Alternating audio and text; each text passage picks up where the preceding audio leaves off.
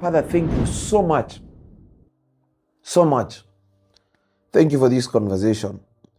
For a very long period of time, you've given me this burden, not just for communication skills, but to go deeper into it.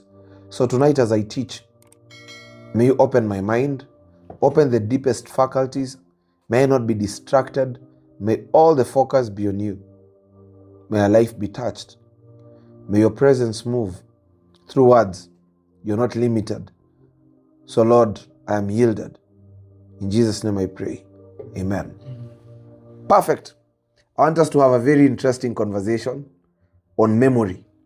I feel like this room is too dark, but we'll adjust the lights tomorrow. I want us to have a conversation on memory. I want you to type the word memory. Type the word memory. Memory.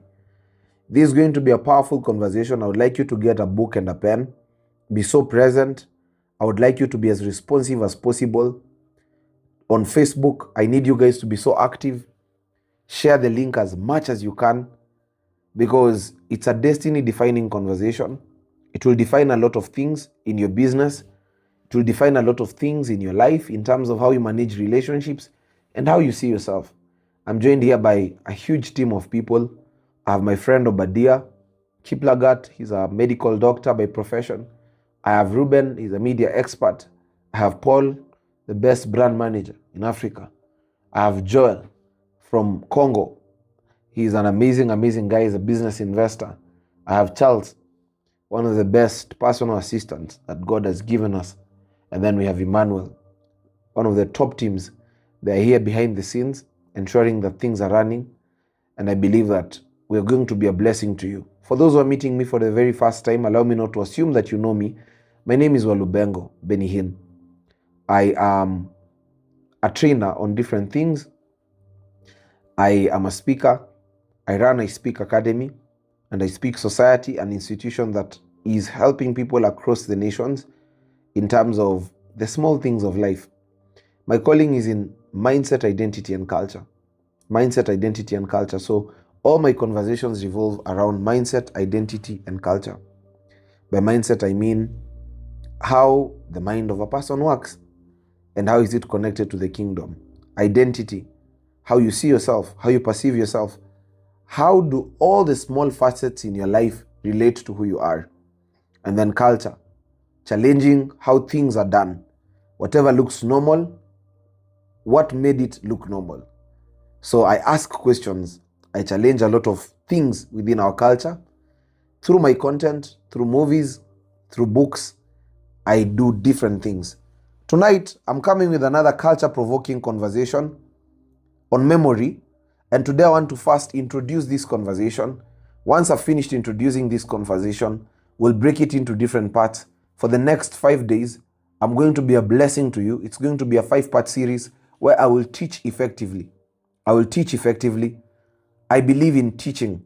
So I would like you to settle down, be so present, because this will be a very powerful teaching. It will open your mind, and I would like you to follow systematically and consistently, so that you're able to benefit as much as you can. Memory. Now, if you've heard me before speaking in different places, you've heard me saying that identity has 5 aspects that are so important. I've talked about intuition. I've talked about innocence. I've talked about creativity. I've talked about alertness. I've also talked about memory. Memory is one of the most important aspects of identity. We can see it in the Bible. I'm just going to justify it by a number of scriptures, about 10 of them. Ecclesiastes chapter 12 verse 1, God tells you don't forget. Deuteronomy 8:18 says, do not forget, because it is God who gives you the power to make wealth. Proverbs chapter 3 verse 6. We have Psalm 77 verse 1, Psalms 103 verse 2, Proverbs chapter 3 verse 1, Deuteronomy chapter 6 verse 1 to 6 says, write the word in your heart. So different scriptures, Malachi chapter 3 verse 16, the scroll of remembrance. Genesis 8 verse 1, it says, and God remembered Noah. You realize that even God himself has a powerful memory. Are you there? Now I'll need you to be very responsive so that I know we are working together. Okay? So type, tell me, I'm there, I'm understanding. Let's walk this journey.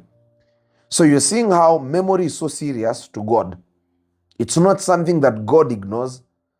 From Scripture, from ancient times, memory was a powerful tool. Memory was a powerful tool. I'm saying this so that you understand that memory is both spiritual, memory is both psychological, memory is social. There is a spiritual aspect of memory. There is a second aspect of memory, which is psychological. There is a third aspect of memory, which is social. So there is a spiritual aspect of memory where I'm showing you that God is interested in memory. The scriptures that says, forget not, forget not, forget not, forget not. I've just counted for you. There are about 10 of them. Bible verses where the Bible keeps on saying, forget not his benefits, forget not, and remember God, and remember this. God is intentional about memory. You have seen in the Bible, there are different people, different men, who memory is what played a crucial factor when it came to conversations. In the Bible, the devil used memory to lie to Eve. The devil came to Eve and told Eve, did God say? That's a conversation of memory. Did God say? Did God really say? You realize that in the Bible, Jacob, the aspect of memory, despite being blessed, he forgot quickly that he's already blessed, fought with an angel, and where he went to settle, there was a covenant there. There were memories attached to that stone. Therefore, there's a covenant that was provoked. Memory. You realize that it goes on and on. David, when he got into the battlefield, the first thing he did was memory. He said, I've killed the bear, I've killed the lion, I will kill Goliath. He used memory as a tool. He was able to say that, who is this uncircumcised Philistine? He remembered the covenant of Abraham of circumcision. If David did not have memory, he could not have killed Goliath. I'm just painting a picture to you. Are you there? I've not even started this conversation. I'm just painting the picture of how serious this thing is. That David could have been killed because of memory.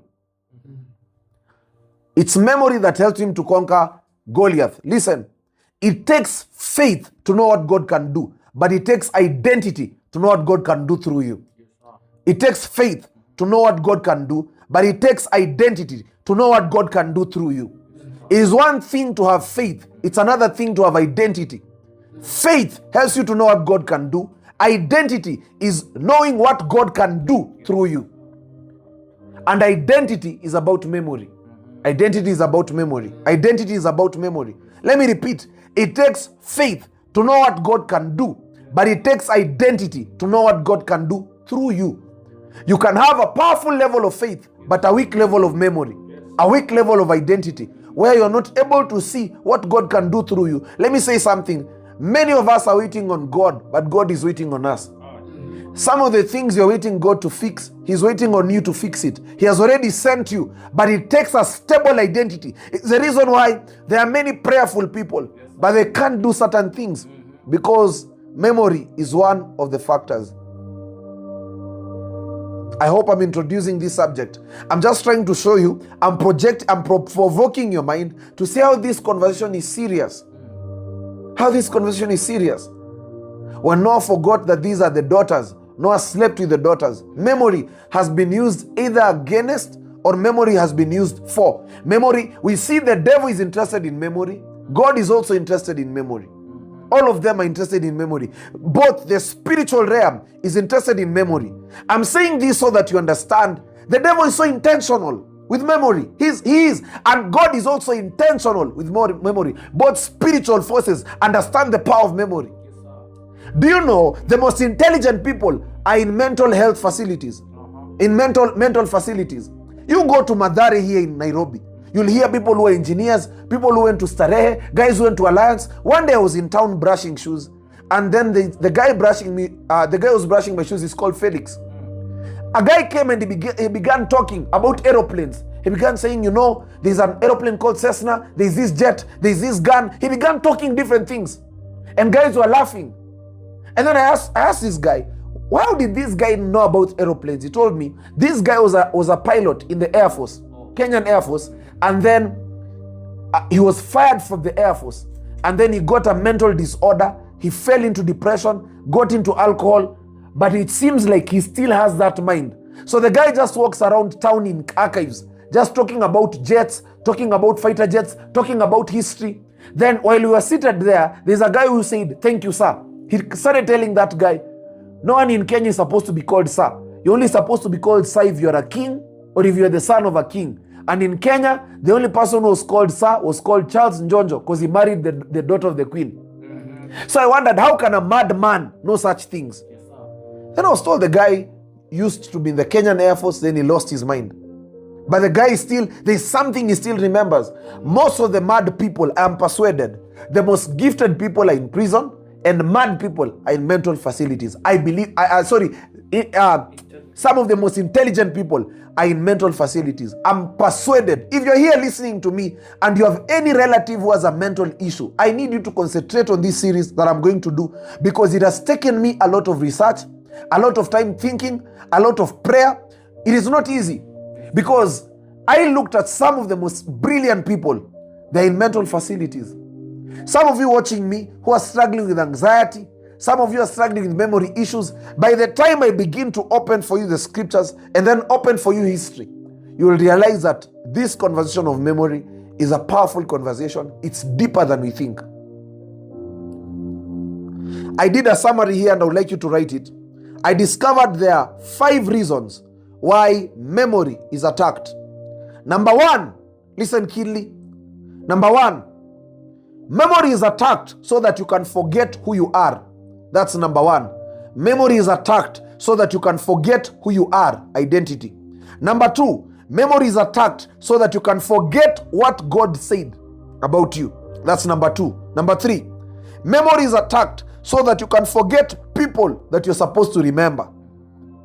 Let me repeat. Number 1, memory is attacked so that you can forget who you are.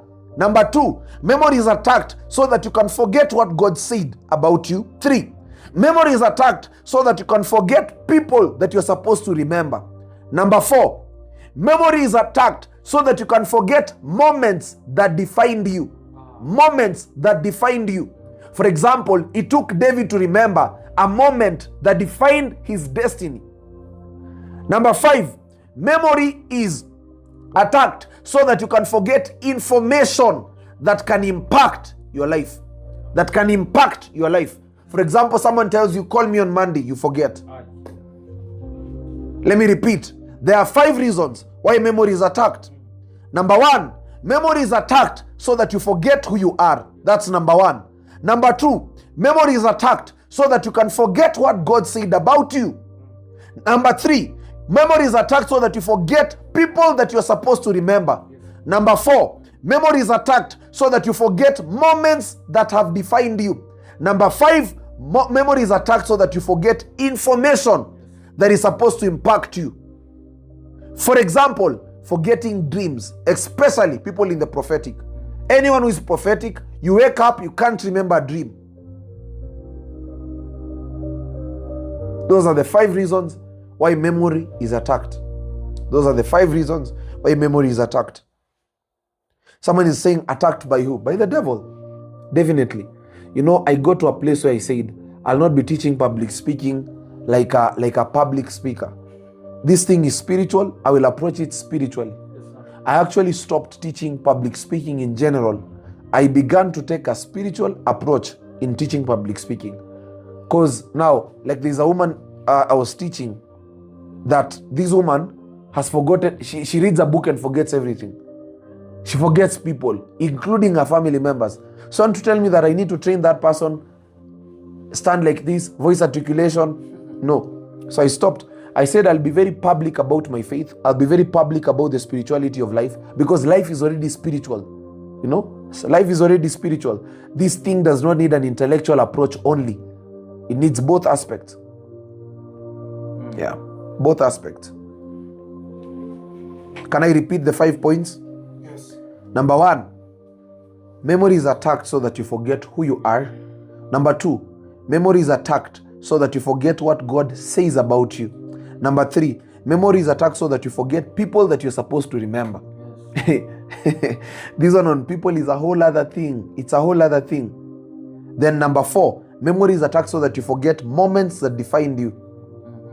For example, Obadiah, Do you know that you just remembering that in class 1 you're number 1 does something to you? Do you know just remembering that in class 1 there's a teacher who told you you're handsome? There's something it does to you. Do you know research says that human beings forget compliments within 5 minutes, but we remember negative things we can remember a negative thing for 27 years. So I'm going to show you the 5 ways also how memory is attacked. I'm going to show you and then I'll close it there for today. Then lastly, memory is attacked so that you forget information that is supposed to impact you. There are 5 ways memory is attacked. Now listen keenly. These are places that's very sensitive. I began by showing you how memory is important to God as a person. I began by building the foundation. I've showed you why memory is attacked. Now let me show you how it is attacked, and then we close there. So far, are you okay? Yes. Yes. Yeah, I'm enjoying this. For a long time I've been looking forward to teaching people these things. I'm telling you. And this teaching will be uploaded on YouTube tomorrow. So we are back on YouTube. People have been asking me, Benny, we need longer videos. So yeah. Let's now look at how is memory attacked. Because there are also 5 ways that memory is attacked. Now, I wish I had a memory card. Do you have a card that I can use as an example? Because I'm going to use a memory card. Yes. I'm going to use this literally, okay? So let's assume this is a memory card. Yes. So how is a memory card attacked? There are 5 ways you can destroy a memory card. Which is the first way? Virus. Virus. That it is still present, but it has a lot of virus. The first level memory is affected, Emmanuel, is pain. Introduce trauma to the brain of someone. So even if the brain is present, there is a level in which it cannot be able to function. Because when there is virus, what does virus do? It corrupts the information that is in the memory card. So the first level memory can be attacked is by introducing pain. So what pain does is that it corrupts anything in that memory. So yes, you have a memory that is intact, but it's full of pain. And what does virus do? It can make a song, like one song can be 5, same song, or pictures can be corrupted. They are not showing up accurately, which affects your image, the image of God in you. Because when viruses are introduced, it corrupts how you see yourself. So you're not able to perceive yourself accurately as God intended. Remember, the goal of the devil has always been one, to corrupt the image of God. Because it's only human beings who are created in the image and likeness of God. It's only human beings who have the capacity of God in them. It's only human beings who are gods walking on earth. And that is something that the devil would want. So his goal has always been to corrupt that image so that you're not able to bring the God aspect on earth. Are you understanding? So number 1 is pain. Introduce trauma. When trauma is introduced and it's introduced heavily, it corrupts your memory. Listen, are you there? Yes. Many of you had a stable memory on your children. Have you ever asked yourself why a child can remember you and can remember that you told them you'll buy them a sweet after 5 years? But you can tell a grown-up, I will do this for you, and they forget by evening. Number 1, it's because of pain. And this pain can be in different forms. In the plan of God, Joel, there are things that human beings are not designed to face and to feel. For example, it was not in the design of God for human beings to see blood. So there are things if you see, because your brain is trying to protect you, what your brain does now is that it's like a shield is formed so that it can protect you, so that you don't keep remembering that. Let's say I go through an accident scene where 30 people have been killed, so there's blood all over. While my brain is trying to wipe off that, the part now that whatever now happens is that it's like there's a part of my memory that is slashed out so that I don't remember what happened, because my brain is trying to protect me from whatever I saw, because it will affect you when you sleep, it will affect a number of things. So in the process, there's a part of your memory that you now have to like shut out. It's like you switch it off. It's like it's not there. Or let's say if you're here and you see your parents fighting, your father beats your mother to the level of bleeding and pain, and let's say you're a child and you can't help your mother. Or let's say your mother beats your father and hurts your father, and you can't do anything. In that moment when you are helpless, your brain would want to act, your body would want to act, but you can't do so much. So now what happens is that it has to enclose a part of your memory so that you don't get hurt to a certain moment. Then that means that you have to shut that part. I was in a school called Lugulu boarding, and there's a young man who saw his father his father was cut with a panga.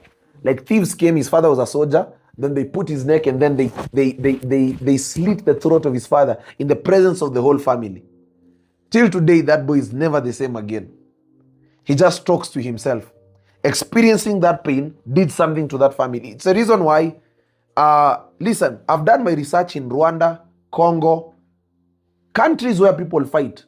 They don't just kill families. They torture the family member in the presence of children so that they strip away a certain part of innocence. And that part of innocence also carries a part of memory. So the first level is that pain can be introduced and pain can affect memory. And this pain can be introduced in different ways, not just one way. It can be introduced in different ways. It can be introduced even in a child being left alone. Do you know that if a child is left alone to cry for a long period of hours, like let's say a child is crying for like 2 hours or 3 hours, there's a part of their memory that's also affected. I have a cousin of mine, he lost his voice. His voice is a bit scratchy because he cried for a whole day. When he was young, the mom left him in his house, the house alone, and locked up the house. And this boy was only 3 years old. So the boy cried the whole day until his voice was affected till today. So you realize that there is a part of pain that affects memory deeply. Let's say you're here listening to me and you lost your dad or your mom at a young age. As a child, you might not have understood what happened, but there's a picture that is still ingrained where you saw the grave, you saw whatever happened. Now, as you begin to load, as you grow up, you realize that there are things you cannot remember because also there's a part of loss and grief that can affect memory. I hope I'm answering questions because there are people who come and tell me, Benny, I read books, I forget. I read the Bible, I can't remember anything. I go to church, I read a scripture, and then all of a sudden I forget. It's not that you're lazy. Sometimes it can be pain, and this pain can be in different levels. Loss, grief, also divorce. Experiencing divorce to some degree can also take you to a place where you can lose a part of your memory because divorce is a form of loss. Any form of loss can take you to a place where your memory will be affected. Let me show you the second part. Are you there? Yes. The second part, we are still using these, let's say, these hard disk as an example. The second part that memory can be affected, apart from being corrupted in terms of pain, is that deception can be introduced. The devil can use deception. And this deception can be through what you see. You see, it takes a lot to convince a poor person that he is wealthy. It takes a lot to convince a person who has gone through poverty that they are blessed, because the memories that they have about life and the memories of shame, they are so ingrained in them. It takes a lot to unlearn shame. Let me repeat. If a child is in class 1, then they are chased away because of school fees. Then in class 4, they stay at home for 1 year because of school fees. Then in class 6, they are locked out of the house, chased away. Then in class 8, he does exams late. In Form 1, others have a new uniform and new shoes. He doesn't have. He has to convince himself that God is good, but still whatever he can see is so heavy. By the time this person gets to a certain level, there's a level where this deception can also tell them you're not worthy. So deception can come in this manner. Exams. The devil can use the deception of exams to tell you that you're actually foolish. So you failed in KCP, you failed in KCSE. I'm going to put the word failed in quotes because intelligence is not just measured by exams. Intelligence is very relative. Actually, we have 12 types of intelligence. There's linguistic intelligence, spatial intelligence, mathematical intelligence, musical intelligence. We have different dimensions of intelligence, but the world only teaches us to focus on one type of intelligence. We have social intelligence. There are some of you who may not have performed well in school, but you have social intelligence. You know how to relate with people. But we've never been given an exam for social intelligence. That you're number last in class, but you're the most friendly. You're the most patient. You're the most kind. You see? So you realize that there's a gap. There's a serious gap there. So what the devil can do, he can use the deception of exams, where you can fail exams and now you're told by teachers you're stupid. You're told by your parents you're foolish. That deception can convince you that you actually don't have a good memory. Are you there? Yes. These things start from childhood. Starts from childhood. The person speaking to you right now and speaking to you so powerfully. I've done KCP twice. I've done KCSE twice. Because I just never believed I'm intelligent. I had one of the worst handwritings in school. And teachers used to joke about it. One day a teacher came in class and said, you have the worst handwriting in the country. And people laughed. And that affected my self-esteem. And I struggled to believe I'm intelligent. The same person today who has written more than 12 books. I struggle to believe that I'm intelligent. I struggle to the level that I would stand before people and I would begin trembling.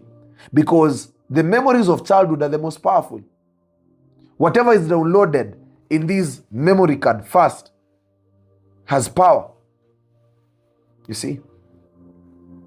So there are some of you listening to me right now who, it's not that you're not intelligent, but a teacher has so much power. If you're listening to me and you're a teacher, you have so much power in the life of a person. If you're here and you're a teacher, listen to me again. You have so much power in the life of a person. Do you know one day, Paul, there's a lady called Pastor Antonina. I don't know if she's here live on Facebook. I wish she would be watching me. She just told me I was 12. She just came to Sunday school and said, who can read for us a verse? And I stood up and read the verse. And she said, oh my God, you're so intelligent. Such a handsome young man. May you use your voice to the glory and honor of God. My God, that statement changed everything. From that, every Sunday, I used to read the Bible. I could sit in front. I began now to preach. Then I went with Pastor T one day, and then he gave me the first mission. He gave me 5 minutes to speak before he preaches. Then when I spoke, when we went to that class, when we went to the car, he said, you're so intelligent. Africa needs you. And then he told me, begin reading 3 verses every day. That's just what he said. It changed everything. I had never had anyone telling me like that since I was born. No one had ever told me that. And that's why I tell parents, learn to tell children things like, you're handsome. Especially men. Learn to tell them things like, you're handsome. You're blessed. You're so intelligent. I love your memory. I love your imagination. Don't just tell people general compliments. Compliments can change everything. It can heal. Honor heals a nation. Yeah. Change everything. Change everything. Change everything. So deception. Can I go to the third thing? Shame. Shame also affects memory. Do you know that thing that we say in Africa where a child stands before the whole class and then we say, shame on you? So it used to happen a lot while growing up, where someone would stand and then they are told, shame on you, shame on you, shame on you, look at you. So shame, what it does is a language by itself. Because there is a part of memory that you can't have a stable memory if you have low self-esteem. Because memory is linked to esteem. Because how is memory expressed, Obadiah? Through speech. So if you have low self-esteem, you can't express memory and you can't exercise it. When you were doing our research, you told me that memory should be exercised. So you can't exercise memory if you have low self-esteem. Listen, there are some of you who have a sharp memory, but you don't know because you've never exercised. You've never talked before people. You've never stood before a camera. You've never presented any idea. So you don't even know if you have a sharp memory. Today, I went for a walk. You can just come, Joel. I went for a walk with this amazing client. He's called Joel. He came all the way from Uganda for 1 week of coaching. Someone will see on YouTube. He's a business investor. He was telling me, because we had gone to work out. Then he told me that today, as people were asking him questions, he discovered his voice. He told me he's never known his voice. He actually discovered today that he's so wise. Can you imagine? There is a level of, thank you, sir. There is a level of wisdom that you can't discover unless it is revealed by other people. I don't know if I'm making sense. There's a level of wisdom that can only be revealed by other people. And for it to be revealed, it needs a high self-esteem. So if you have a low self-esteem, you can't even know that you have a powerful memory. So if you face shame, shame choose self-esteem for lunch. So you'll have low self-esteem, hence you can't know you have memory. How do I know I have memory as Benny? The fact that I'm talking to you and I'm presenting for I've talked for 40 minutes. So I'm exercising my memory. Memory is the brain is a muscle. It must be exercised. How will you know you are strong? By lifting weights. Lifting weights, doing activities, running. You're able to know, okay, I'm physically fit. If you're not running, you can't know if you're physically fit. We have to test. So for you to know you have a stable memory, it must be exercised. But now if you have low self-esteem, you can't exercise your memory. Hence, you'll not know that you have a sharp memory. So shame creates low self-esteem and you can't know that you have memory. I began by saying pain attacks memory. Number 2, I said deception. And then lastly, number 3, I've said shame. Shame. Shame. It could be shame because you're the only child who did not have batata fees in school. The shame can come because your trouser was torn. The shame can come because you did not have a calculator. Every other person had a calculator. The shame can come because of your father. That in school, every person is being visited. And for you, it's your grandmother visiting you. And people ask you, so, where's your dad? What will the shame do? The shame will make you to pull away. You'll not talk to people. You'll be in your own world. And now because of that, it will not be expressed.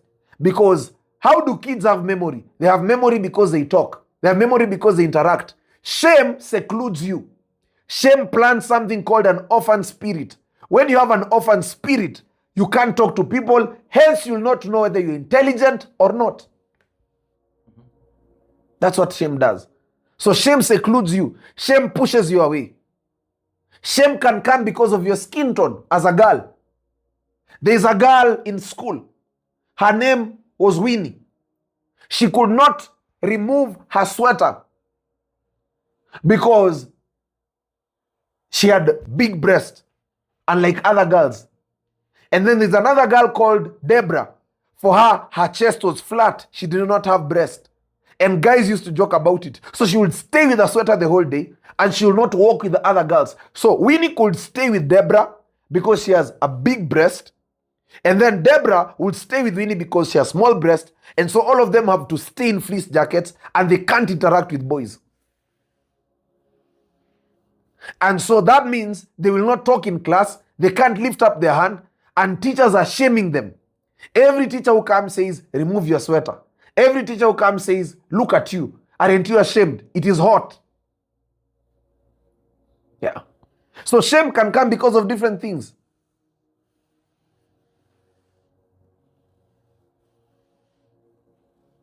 Am I making sense? Yes, you are.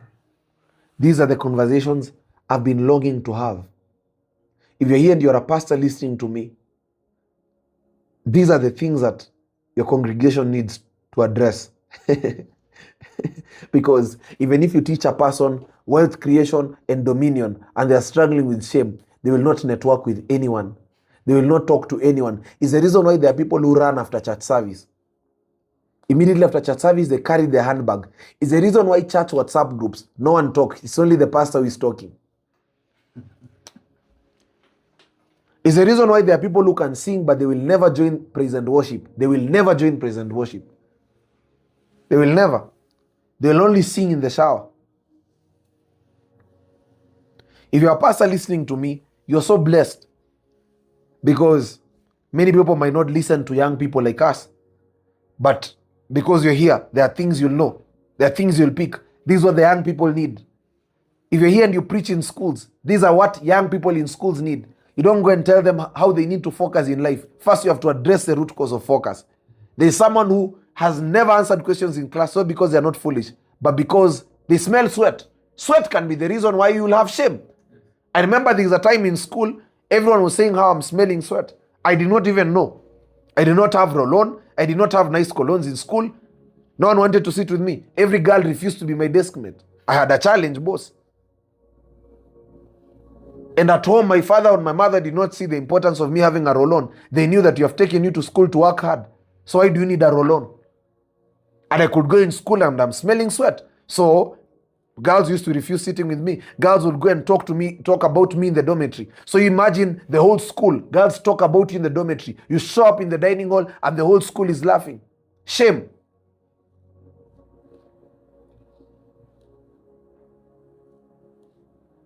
There's a time in one of my companies, Double B, I had someone who used to smell, his mouth used to smell, and guys used to gossip about him. I called him and I told him, do you know people talk about your mouth? He did not know about it. So my question was, how many people could have talked about it behind his back since childhood? I told him, your mouth does not give the best smell. Have you ever handled this issue? He said no. I gave him a solution. I told him, go do this, go do that. And it helped him. Right now, the guy is impacting people. He's doing amazing things. But do you know that can make people not talk to you? So every time the guy used to give feedback in meetings, his juniors are laughing at him just because his mouth smells. Shame can come because of many things. Your breath smells. Your mouth smells. Sweating. There are some of you who your eyesight is not accurate. Your eyes have gone this way, inside. Like you have eyes that are like this. So it can make people laugh at you. There's a time I had this mark on my head. This mark. I got it when I was in class 6. And people used to say that these are flash disk software. So I'm just in class and someone is calling me flash.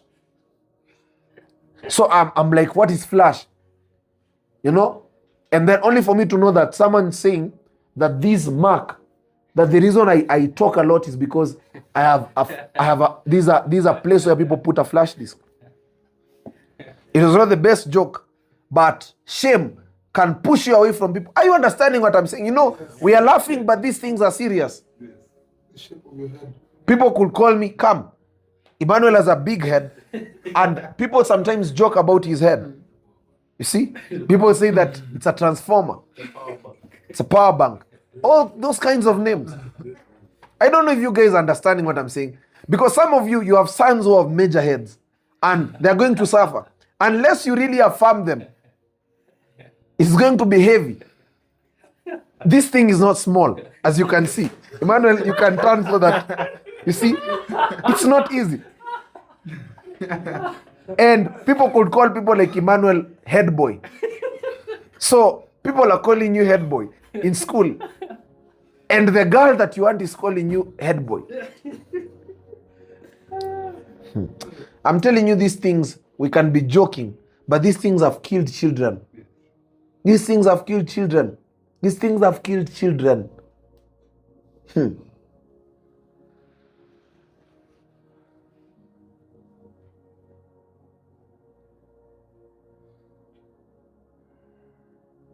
Shame. Shame. Shame. I want you to type something. If you're a woman, type, I'm the most beautiful woman. If you're a man, type, I'm the most handsome man. Do that now. And if you're here, I want you to shout that. I'm the most handsome man. Yeah.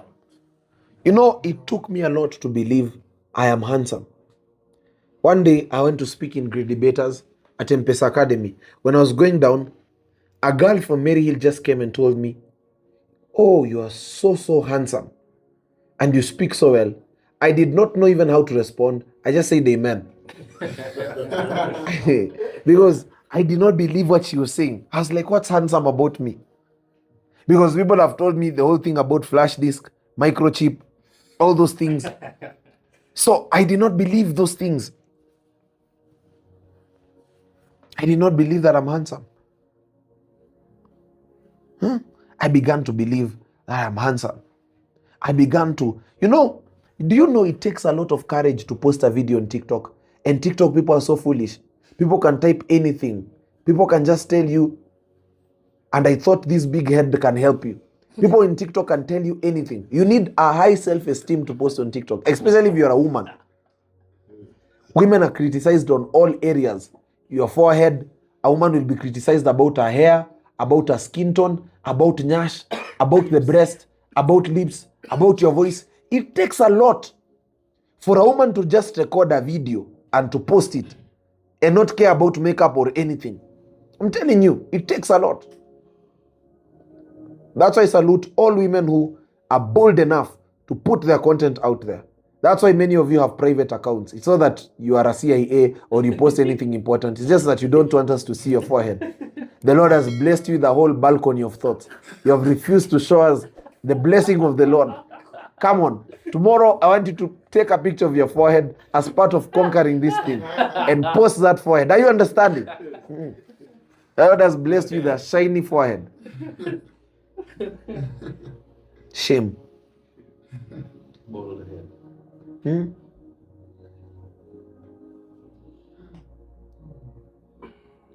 Now, when I was in primary, I was also round. So, I like my body figure was almost like feminine. So, boys would not select me in football teams because I was just all round. So, at times I would go, and when people are playing football, they would put me, especially 5 minutes towards the end when the bell is about to be rung. No one wanted me in their football team because I was not physically fit. And then, you know, for boys, I'm sorry if you're not a Kenyan, for boys, there's this abusive word. When a boy wants to offend you, he'll tell you, uko na umama. Uko na umama. So in English, it means that you're feminine. You see? So that by itself was something else. Let me tell you something. I went through shame to the level that I began bedwetting in class 6 and I was just okay. Like I was not bedwetting before. At home I was okay. But when I come to school because of the trauma and the fear, I would now bedwet. And before, I was not bedwetting. Catherine Ombugu, so thank you so much for joining. And I'm so happy to see you here, man. Thank you. God preserved your life. Thank you. We're talking about memory here, kid. Someone is saying that I've suffered. Yeah, I suffered for your sake. Now I'm here. I've turned every wound into wisdom. I said every form of pain in my life, I will convert it into wisdom. Listen, pain must pay you. Pain must pay you. The word pain has the word pay. I've written a book called P-A-Y-N, pain. Your pain must pay you. You don't waste pain. Can I go to the fourth point? This is the fourth thing that attacks memory. The fourth thing that attacks memory is environment. Environment can attack your memory in the sense that when you lack people to talk to, when you lack people to listen to you, it can affect your memory because you're not emptying your thoughts. One of the ways to sharpen memory is environment. Later on, I'll talk to you towards the day 5. I'll be teaching you about how to increase your memory.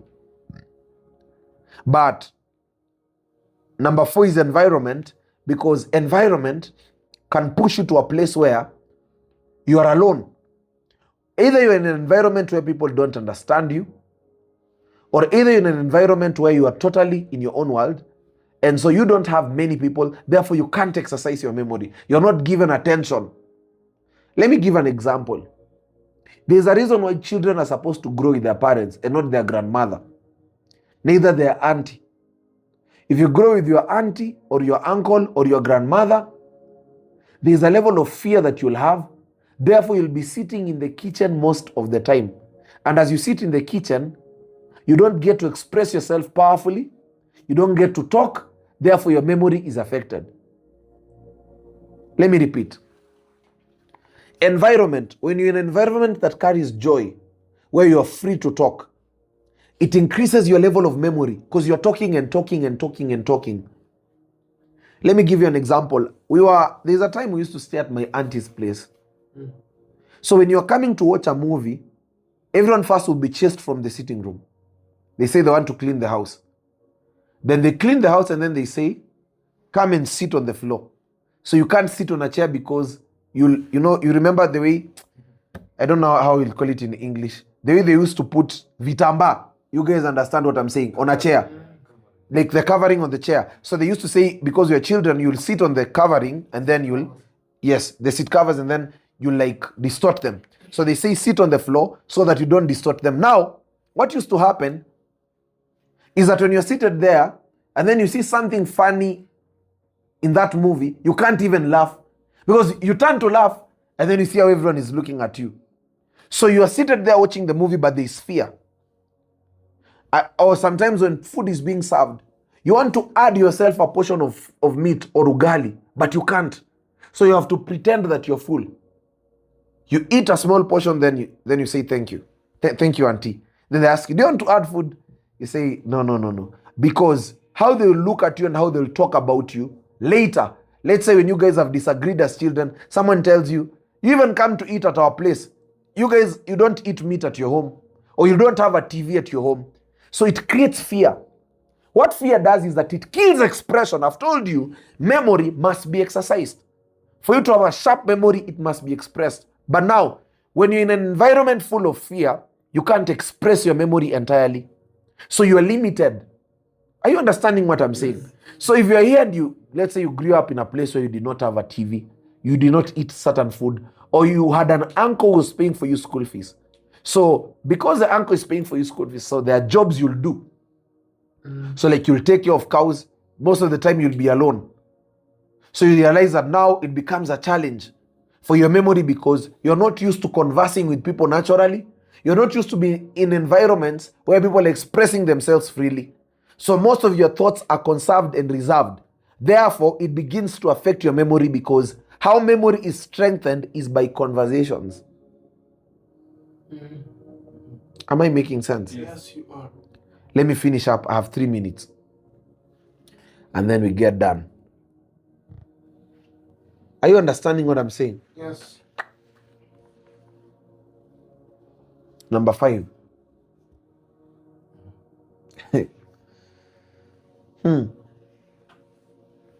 Pray for a minute.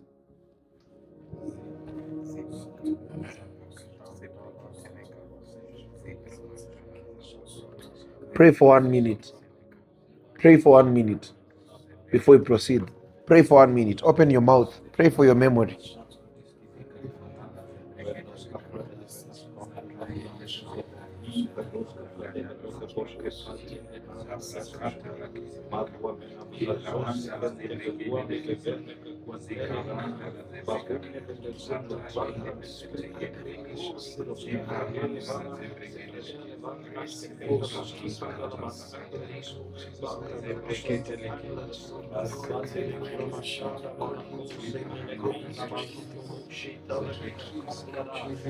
The other thing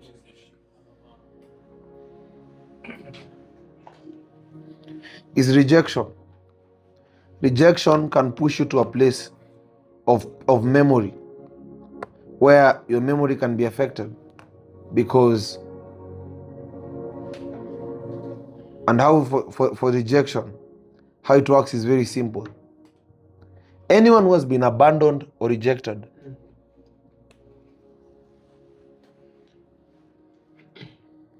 it can push you to a place of seeing yourself as unworthy.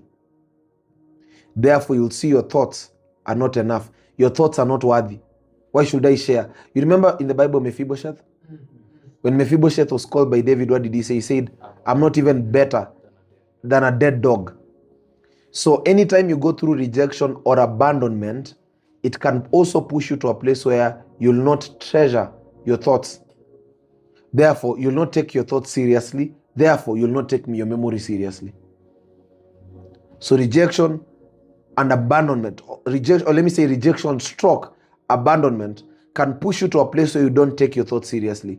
Listen, you learn to take yourself seriously partly because of the people around you. If the people around you take you seriously, you'll find yourself taking yourself seriously. If you're surrounded by people who don't take you seriously, subconsciously, you'll also find yourself not taking yourself seriously. Let me give an example. God, give me a perfect example. David. Or let me give another example. Joseph.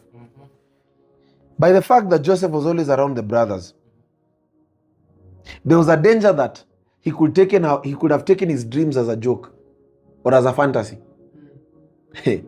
So he could give a dream and people would get angry. But now when he went to Egypt, what he was being punished for, Potiphar wanted to hear more. He started telling him, talk to me. So it became something so powerful. What was foolish? Listen.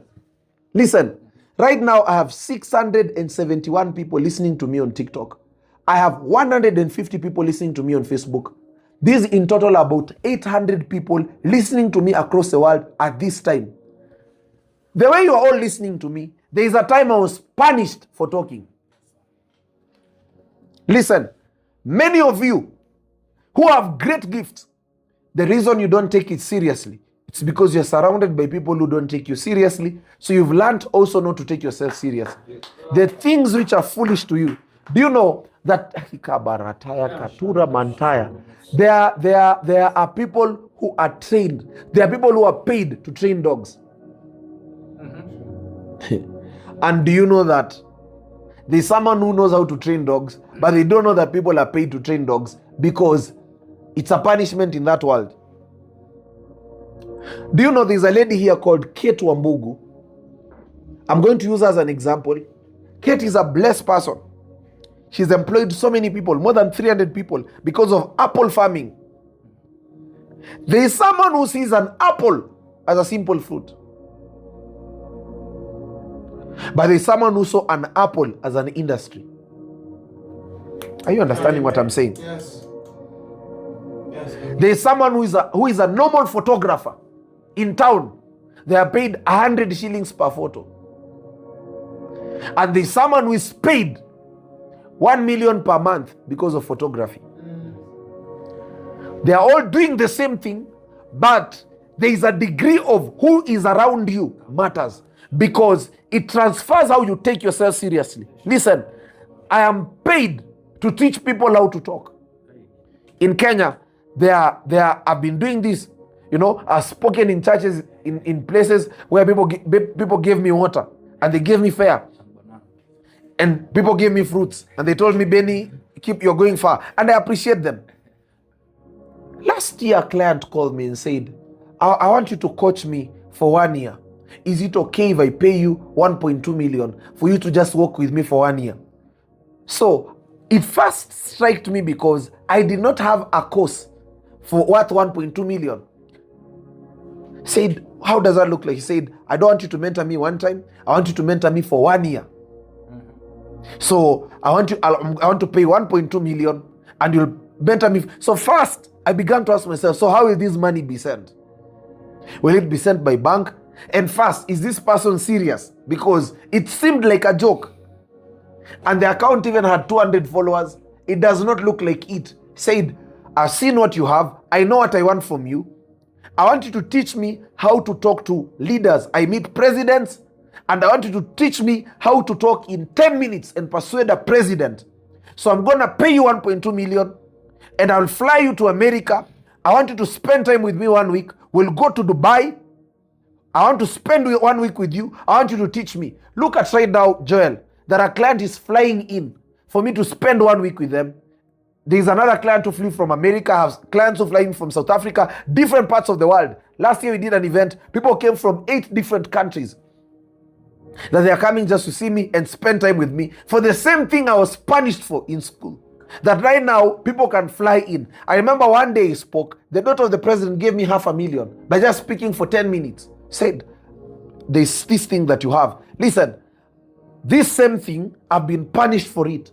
This same thing has made me, I've been banned in certain places. This same thing has made people cut me off.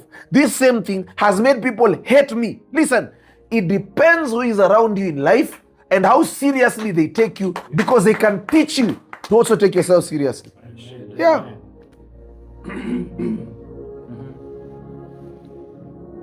I am convinced many people are not poor because they're supposed to be poor. They're just poor because those around them made them despise what they carry. So there's a level where, and listen, is a reason why many gifted worshippers who stay in certain churches for long, after some time, you can't see the gift. They become normal because your pastor can be casual with your gift to the level that as a worshipper, you also become casual with your gift. You become a casualty. When you take things casually, you become a casualty. It's the reason why photographers in churches, media people in churches never go so far. They never go so far. They only go to a certain extent and stop there. Because partly the church can cheapen your gift. And I'm not against the church and the body of Christ. This thing needs balance and correction. Because in the body of Christ, we don't take gifts of people seriously. A worshiper can come from outside and we honor them excess. And the people who've been with you, you might not honor them. So there's a level where we dishonor each other. Familiarity is not just at the top. Familiarity is also at the bottom. I've been with Charles for 4 years as my personal assistant. There's a level where I can get used to Charles that I don't take him seriously. So you find that as Benny, I always ask a question. How can I be using a Samsung Fold and my personal assistant is using a Tecno? There's a gap. And so familiarity can lead me to a place where I'll not just take him seriously. There are husbands who are familiar with their wives. There are wives who are familiar with their husbands.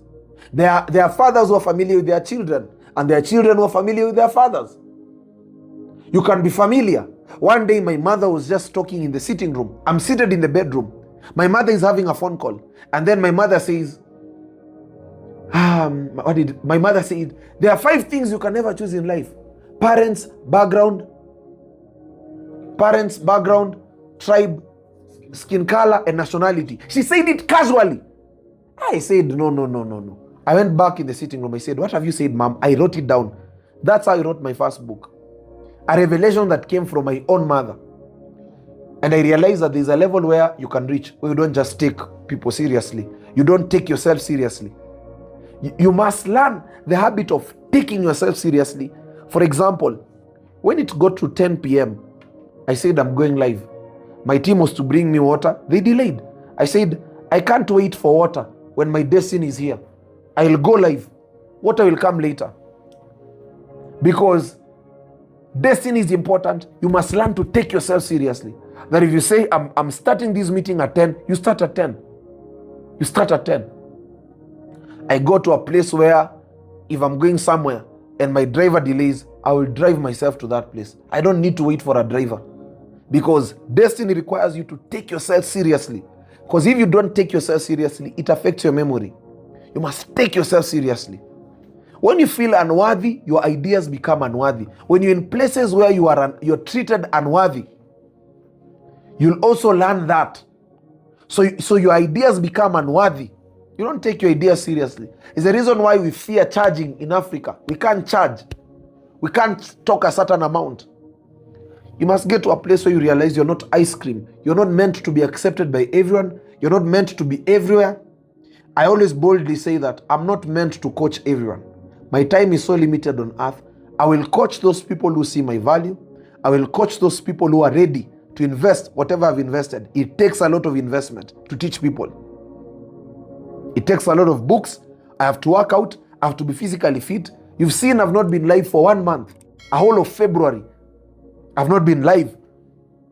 So by the time I'm coming here, I'm not coming here because I'm idle. I'm coming to give value. I'm coming to pour out. I'm coming to give my best. I'm not here because I'm idle. I don't just casually go live in the morning. You know, hi guys, how are you doing? No, I don't come here to check up on people. I come to give value. That if anyone presses the screen and comes here by accident, they will stay here. That's my rule. Yes. You listen to me once, you say from today, I will listen to Alubengo. I have a principle that you'll move from a fan to a follower, from a follower to family, from family to ambassador. I want when I meet you, you don't have to tell me you follow me. I look at your life and I know that you follow me. Those who walked with Jesus They did not need identification. They did not need identification. They looked so much like Jesus that they had to kiss Jesus so that they know who Jesus was, because everyone else looked like him. My principle has always been that if 100 people are going to watch me on TikTok or on Facebook, I will impact them so much that when I meet them, they don't have to tell me they follow me. How you talk, how you dress, how you think, it needs to show you, it needs to show in your life. You don't need to say you're my client. The best way of marketing is to impact a person properly until when someone sees them, the person asks, who trained you? If I'm training 10 people in a year, I pour out everything that I have, all the resources.